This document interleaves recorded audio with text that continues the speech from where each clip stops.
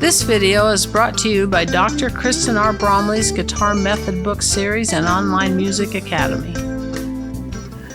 Hi, I'm Dr. Kristen Bromley. Welcome to my online academy. I am thrilled to be here helping you with playing the guitar. In this quick answer episode, I am going over 13th chords. So 13th chords have a 7th in them, so there's 7th chords with a 13th added. So we can have a major 7th chord with a 13th added, we could have a dominant 7th chord with a 13th added, a minor major 7th chord with a 13th added, or a minor 7th chord with a 13th added. There's also chords that have the 9th or the 11th. Those can be added, those pitches I should say, those tones, those colors can be added to 13th chords as well. I'll mention that a little bit here, but there's also videos, quick answer videos that specifically address adding the 9th to a chord or adding the 11th to a chord. And then there's also quick answer videos about adding the 9th in just to a major or minor chord. So add 9 chords. All of those exist out there. There's also videos on 6/9 chords. So the different types of voicings you might run into, there's quick answer videos on those. This one is about the 13ths. I'm going to go ahead and jump in here. Now, we have the 4 types. The major 13th. This is a major 7th chord with a 13th added. If you're not familiar with 7th chords, there's quick answer videos that help explain 7th chords on the guitar as well. The dominant 13th is a major chord with a minor 7th. The minor major chord is a minor chord with the major 7th, and then the minor chord down there is a minor chord with a minor 7th. All of these we're talking about adding the 13th to. At its core, the major 13 is going to have a root, so the foundational pitch, they will all have a root. Then the major 13th chord has a major third. The dominant 13th also has a major third, but the minor chord, minor major and the minor, they have minor thirds. So that's the big difference there. Then the major 13th has a major 7th, but the dominant 13th has a minor 7th. So that's the difference between these two. Over here, when we get into the minors, the minor major 7th has a major 7th, but the minor 7th has a minor 7th. And so that's the difference between the two over here. So 4 combinations that we can have, and then they all have the 13th added. That's essential for these chords because we're talking about 13th chords. When we're talking about 13th chords, the chords can alternatively also have a perfect 5th.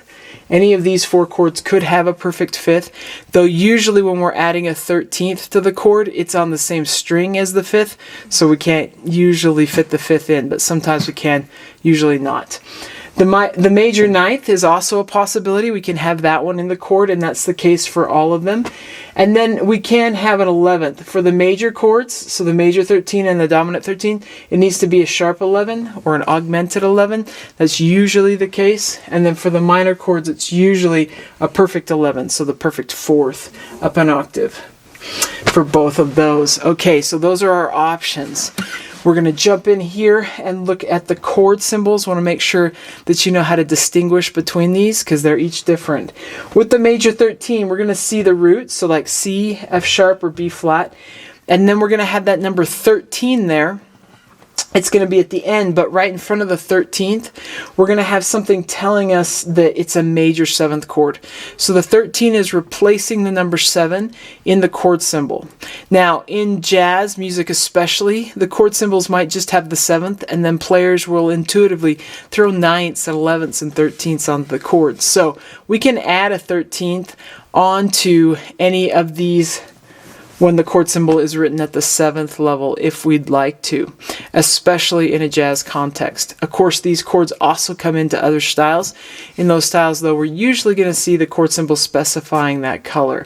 But in the jazz style, sometimes it's just intuitively added, and we see the chord symbols at the 7th level. But we're going to see something in front of the 13th, which has replaced the 7th, because we don't need 7, 9, 11. We don't need all these numbers in our chord symbol. We just know 13's there. Any of this can be in the chord. But we need something telling us it's a major 7th. So we have a triangle in front of it, or MAJ in front of the 13, or a capital letter M, something in front of it saying, oh, this is a major 7th chord with the 13th added. Over here, the one that has the minor 7th, so the major chord with a flat 7, also known as a dominant 7th chord, we're going to see just the root note, C, F sharp, or B flat, and then the number 13. So the 13 replaces the 7, nothing in front of it, because it's a minor 7th that's going on this chord. So that's the difference between those two. It's important to recognize that difference or you'll be playing the wrong chord. With the minor and major and the minor 13, it works sort of the same way. So with the minor major 13, we're going to have our root note, F sharp or B flat here as examples. Then something that's going to tell us it's a minor chord, like a dash or a lowercase m. Then in front of that 13 that's thrown on at the end, we'll have something saying, oh, it's the major 7th. So a triangle or a capital letter M usually. You could have major, but it really makes these chords get long when you get a lowercase m too. So you don't usually see a lowercase m and then M-A-J following it. You usually just see the capital letter M. The minor 13, which has a minor 7th M, we're just going to see the root, like C or B flat, something telling us it's minor, minus sign or that lowercase m, and then the number 13. Nothing in front of the 13 because it's a minor 7th. Okay, let's go ahead and take a look at the voicings then. I'm going to start with this first line. This first line has the root of the chord on the 6th string. So the root is circled for each one of those. So the root's going to be on the 6th string. That means whatever note I'm playing on the 6th string when I'm playing the chord, that's the version I'm playing. So if I'm playing a G, it's a G. If I'm playing B flat, it's a B flat or C or D and so on. So I'm going to demonstrate these right at the 6th fret of the 6th string. That's a B flat. So I'm going to be demonstrating these ones with the B flat version. So my index finger for the major 13th, sitting on that root note, so the B flat, 6th fret. Then we're muting the 5th string. My middle finger then is at the 7th fret of the 4th string. Ring finger is at the 7th fret of the 3rd string. And then my pinky sits 1 fret higher than that, so at the 8th fret of the 2nd string. And right there I have a major 13th chord. Root 7, 3, 13. It's a great sounding chord. I can add the 9th, and that's why it's here sort of in parentheses. If I bar over with my pinky, I can get the 9th in there as well. And sometimes I like to get that 9th, especially if it's at the end of a song or something, and it just sits pretty as a nice final chord. So this one would have the root, the 7, the 3, the 13th, and then the 9th on top. So that is the option for major 13. Now the only difference between major 13 and the dominant 13 is that the 7th is flatted. It's a minor 7th. So I just have to take my index finger down 1 fret and the rest is the same. So index and middle fingers at the 6th fret, ring finger at the 7th, pinky at the 8th, and then it can bar over if I want to add the 9th in. So this is a dominant 13th, root, flat 7, 3, 13, and then if I want to, I can add that 9th on top. Sometimes I do, sometimes I don't. So that's a great sounding chord as well. I actually love all of these chords. So that's the dominant 13th. As we move over to the minor major 13th, the difference between this one and that one is the 3rd is flatted. So I still have my index finger on the root, the B flat there, that we're using as a demonstration, 6th fret. Middle finger in this case is going to go catch the flatted 3rd. So on the 3rd string, I'm going to use my middle finger to play that flatted 3rd at the 6th fret. Then my ring finger comes back to the 4th string, 1 fret higher at the 7th fret. So I've got my minor major 7th sound there, and then I grab with my pinky that 13th, still 2 frets higher than the root, so at the 8th fret on the 2nd string. Minor major 13th, root 7, flat 3, 13. If I bar over, I can get the 9th in the chord as well. Sometimes I want it, sometimes I don't. Usually with these 13th chords, I don't. It's more often that I don't play them with the 9th. But if it's sitting at the end, or if it's in the melody or something, and it's just going to sit there pretty, then I like to add it sometimes. So you got the 9th there. Now, the only difference between this chord and the minor 13th is that we have a minor 7th. Or you could look between these two, this one versus that one has a minor 3rd. So with this, my middle finger is going to go on that root at the 6th fret, and then my ring finger is going to bar over, needs to catch the 3rd and 4th strings, still muting the 5th string, and then my pinky catches 2 frets higher at the 8th fret to catch that 13, and if I want the 9th in it too, it needs to bar over and catch both the top strings. Now you might say, why not finger it another way? I just find when I'm barring with that ring finger, and the number of times I've played a minor 7th and a minor 9th chord, but it's just easier to use this fingering, and it's hard to mute the 5th string when putting the index and then the middle finger. That's just awkward. So they stack on top of each other, so that's the way I finger it. So there's what we call the 6th string options. Right here we've got a B flat. If I move that whole shape up by a fret, now it's a B minor 13, or C minor 13, or C sharp, or D flat minor 13, or D. So it's all about what pitch I'm on. If I come down to the 3rd fret, that's a G. Now I have G minor 13, G sharp or A flat, A, and then I'm back to my B flat or A sharp. So that's the 6th string forms, we could call it. Now we'll look at the 5th string forms. In this case, I'm going to still use the 6th fret as my example. This is an E flat, so I'm going to be demonstrating these as E flat chords.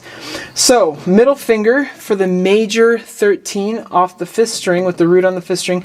My middle finger goes on that root, so middle finger at the 6th fret, and then on the 4th string, the next string, I'm down 1 fret, so at the 5th fret with my index finger.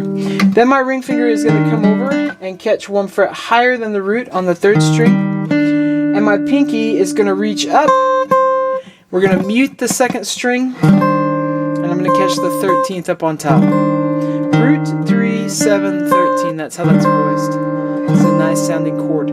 Now we do have a 9th that could be right here, but we don't have the fingers to play it unless we were doing a rootless option, meaning the bass was covering the root for us. Then we could get the 9th in there as well. But this is just how to play straight up major 13th. It's pretty nice. When we move to the dominant one, we've got to flat that 3rd, or flat that 7th, not the 3rd, and then add that 13th. And we can mute the 2nd string, and we won't have the 9th in it. You might know, if you've seen my video on how to play the 9th, that this is the 9th there.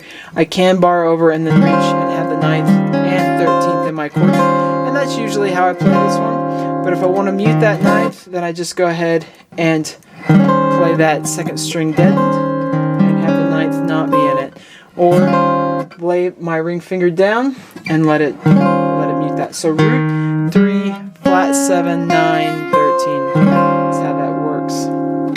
My ring finger and my middle finger are both in that bar 6th fret, index is at the 5th fret, and then pinky's at the 8th fret. Or alternatively, muting that 2nd string. So that makes the dominant 13th then. If we come over and take a look at the minor major 13th, the only difference between these two is the flatted 3rd. And so if you put that middle finger on that E flat at the 6th fret on the 5th string, go down 2 frets when we move to the next string. Ring finger then will catch the 7th fret on the 3rd string, and pinky reaches up to that 13 on the top string, muting the 2nd string. That's quite a reach sometimes. It's really hard sometimes to get that 3rd to ring out there,